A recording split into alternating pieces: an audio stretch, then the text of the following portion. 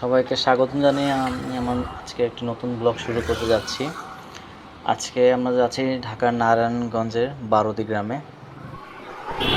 ওইখানে গিয়ে আমি বাবা আসামে যাবো, একটু ঘুরবো, আজকে কিছু সময় কাটাবো। তো আমরা রওনা দিয়ে দিলাম। আজকে শুক্রবার, রাস্তা মোটামুটি ফাঁকাই, আশা করছি খুব বেশি একটা সময় লাগবে না। রওনা হয়ে গেলাম আমরা তেজগাঁও থেকে। তো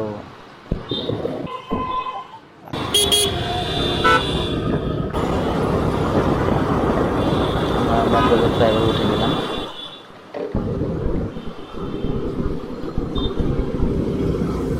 খুব এটা জোরে চালাচ্ছি না, আমি আস্তে আস্তে যাচ্ছি। আমি সাধারণত রাস্তায় খুব গাড়ি আস্তেই চালিয়ে থাকি।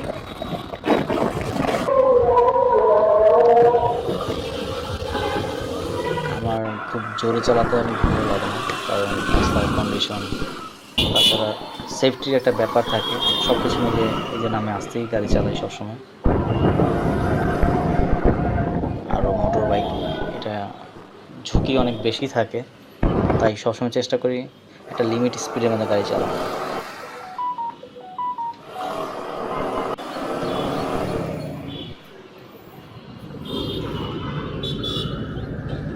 আমরা মোটামুটি ঢাকা থেকে বের হওয়ার চেষ্টা করছি। অনেক ড্রাইভারদের উঠে যাবো আমরা উঠে গেছি আমরা অনেক ড্রাইভার। এখান থেকে আমরা যাত্রাবাড়ি হয়ে এরপর যাবো আমরা ঢাকা সিলেট, ঢাকা চিটাগাং হাইওয়ে দিয়ে চলে যাবো নারায়ণগঞ্জের দিকে।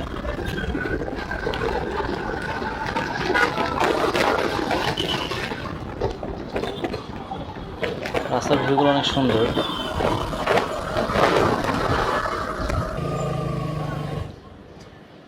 আমরা অলরেডি টোল প্লাজার সামনে চলে এসেছি।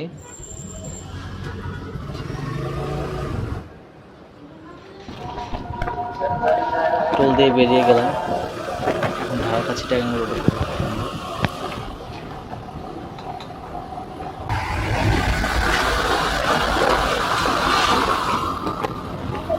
নিরাপত্তাটা দূরত্ব বজায় রেখে যাচ্ছি।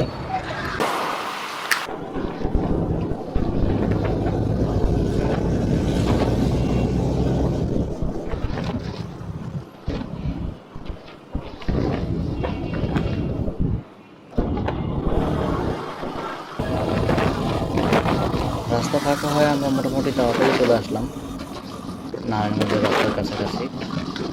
আর বেশি সময় লাগবে না আমাদের।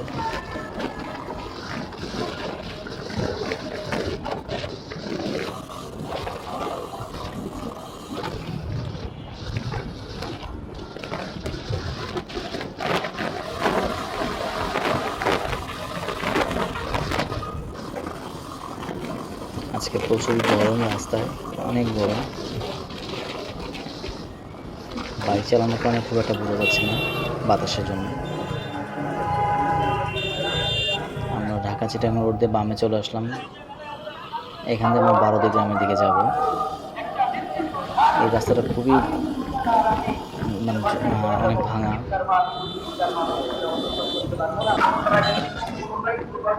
এত সময় খুব ভালোভাবে চালিয়ে আসলো, এখানটা একটু পর পর মানে রাস্তা ভাঙার কারণে থামতে হচ্ছে। রাস্তাটা খুব রিস্কি, রাস্তাটা বড় করছে, কাজ করছে। রাস্তাটা ন্যারো হাতে ডিভাইডার না থাকা অনেক কষ্ট হচ্ছে। এর মধ্যে রাস্তা প্রচুর জ্যাম, আমরা জ্যামে পড়ে গেলাম। এখান থেকে অনেক সময় ওয়েট করতে হয়েছে আমাদেরকে।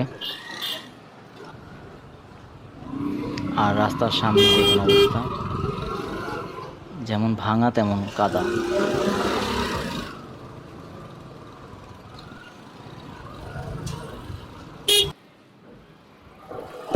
বলতে বলতে আমরা চলে আসলাম। এখান থেকে আমরা সোজা চলে যাব, এখান থেকে হচ্ছে বারোদি গ্রাম। আর বারোদি গ্রামের রাস্তার দিকে প্রায় এগিয়ে যাচ্ছি। এখন আমরা ডান দিকে ঢুকবো, ডান দিকে ঢুকলেই বারোদি গ্রাম।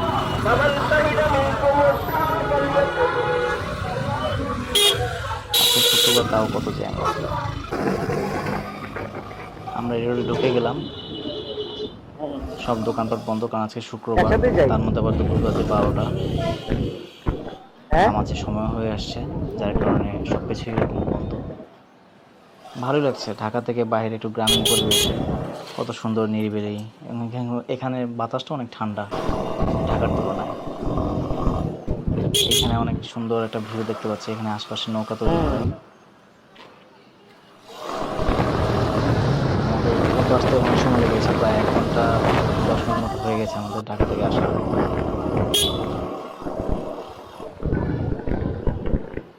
তো আমরা সামনে একটু ব্রেক নেব, অনেক দূর চলে আসছি কোনো ব্রেক ছাড়াই।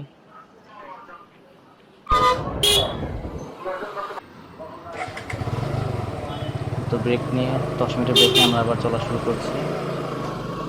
এখান থেকে হয়তো আমাদের 10-15 মিনিট সময় লাগে বারোদি বাবা লোকনাথের আশ্রমে যেতে।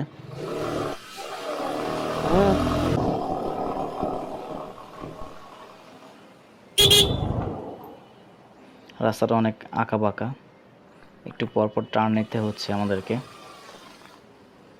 এবং রাস্তাটা মাঝে মাঝে ভাঙা, অনেকটা ন্যারো রোড, তার মধ্যে দিয়ে আমাদের যেতে হচ্ছে।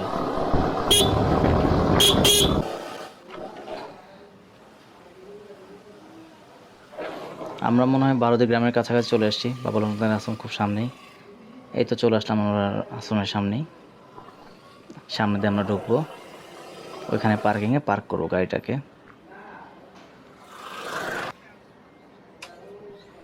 আজকে এখানে প্রচুর লোক এবং পুরো মাঠ এখানে গাড়ি দিয়ে ভরা, দেখা যাচ্ছে কোনো জায়গা নেই, প্রচুর ভিড় আছে এখানে, অনেকগুলো বাস, অনেক মাইক্রো বাস, প্রাইভেট কার। তো আমরা চলে আসলাম বারোদিতে বাবা লোকনাথের আশ্রমে। সবাই ভালো থাকবেন। আমরা আমাদের পরবর্তী ভিডিওটা খুব শীঘ্রই আপলোড করব মন্দিরকে নিয়ে। সবাই বন্ধু ভালো থাকবেন, সুস্থ থাকবেন। টাটা।